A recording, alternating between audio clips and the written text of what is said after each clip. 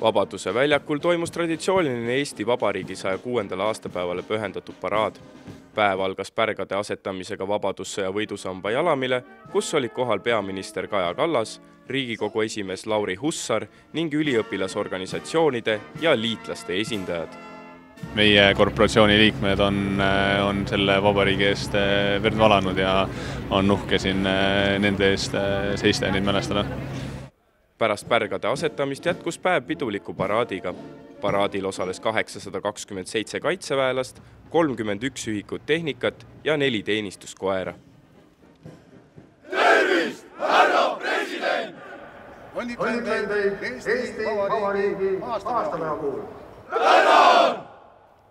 Kaitseväe juhataja kindral Martin Herem ütles, et sõda Ukrainas ja Venemaast tulenev oht on paljusid inimesi äratanud ja seeläbi on kasvanud kodanike kaitsetahe. On kujunenud arusaamine, et see Eesti on meie riik ja et meil, kodanikel, asutustel, organisatsioonidel ja ettevõtetel, kõigil, kes siin elavad, on kohustus seda riiki ja rahvast kaitsta ja anda oma panus ühiskonna arengusse, kui me tahame elada vabana oma riigis.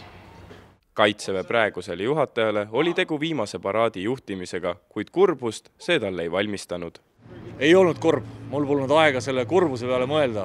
Mind üllatati natukese tänamisega ja see tekitas sellist imelikku tunnet seespool, aga muidu on nii palju ülesandeid, et kurbusel pole jõudnud veel tekkida kurbust. Tulevase Kaitseväe juhataja brigaadikindral Andrus Merilo sõnul võib iga eestlane tunda ennast turvalise ja kaitstuna. Paraad möödus väga hästi. Ma arvan, et meil tuli see paraad väga ilusasti välja ja see on väga selge sõnum Eesti rahvale, et nad võivad ennast kaitstuna tunda. President Alar Karis loodab, et kõik veedavad tänase päeva oma lähedaste keskel.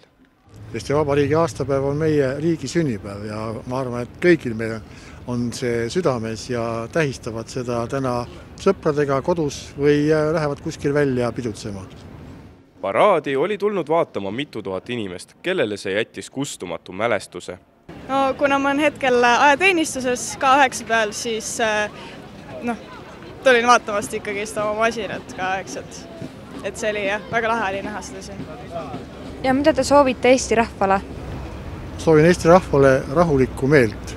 See on kõik, mis ma soovin.